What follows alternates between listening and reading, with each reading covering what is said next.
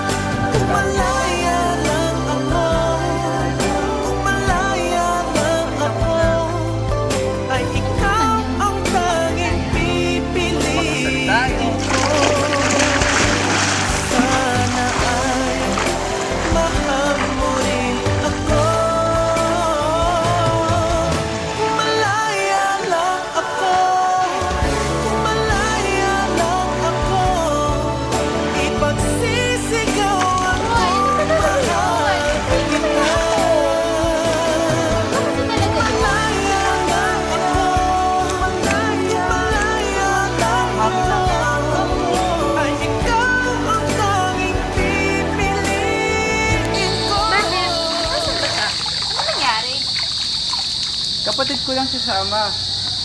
Magang namatay ang daddy niya. Kaya sa amin siya lumaki. Pero hindi matanggap ni Papa na nagkaanak si Mama sa ibang lalaki. Para sa kanya, napakalaking iskandalo nun. Siguro ganun talaga. Siyempre, ego na ng papa mo ang nasagasaan. At least kinukup siya ng papa mo. Oo naman. Kinukup siya ni Papa. Pero parati siyang binubugbog. Kawawa naman pala siya. Gusto ko siyang tulungan pero wala akong magawa. Alam ko kasi kung paano magalit si Papa eh. Sa tuwing sinasaktan siya ni Papa,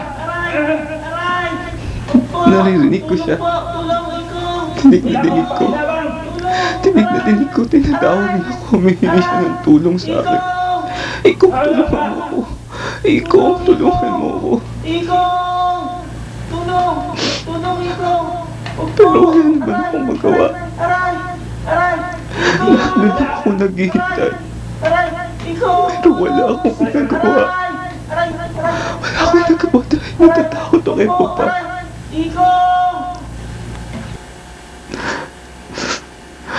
Alam kong nahihirapan siya. Ay nako, huwag mo lang isipin yon. Bakit di mo na lang siya hanapin? Alam mo, matagal ko nang ginawa yun. Pero wala na akong matandaan about him. All I can remember is his sad face. Wait, my phone's ringing. Okay? Hello? Hello? Anika? Oh, what happened, girl? Musta na? What? Oh no. Don't play a joke on me, Anika. No. What? Sally, what happened? Are you okay? Sweetheart. What? Jessica. What? What happened? Jessica's dead. Why? Committed suicide. What? Oh, come on, let's go. Atid na kita sa inyo.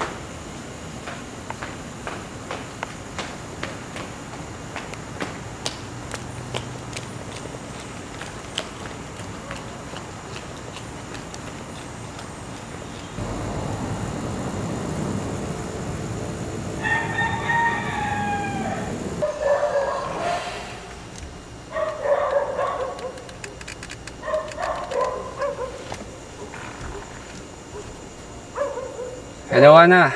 Hello? Hello. Daddy mo to. Where's your mom? Kadarating niya lang po kanina. Then umalis siya. Sabi niya pupunta daw ulit siya kala Tita Sonia. Ah, ganun ba? Yung ba sabi niya?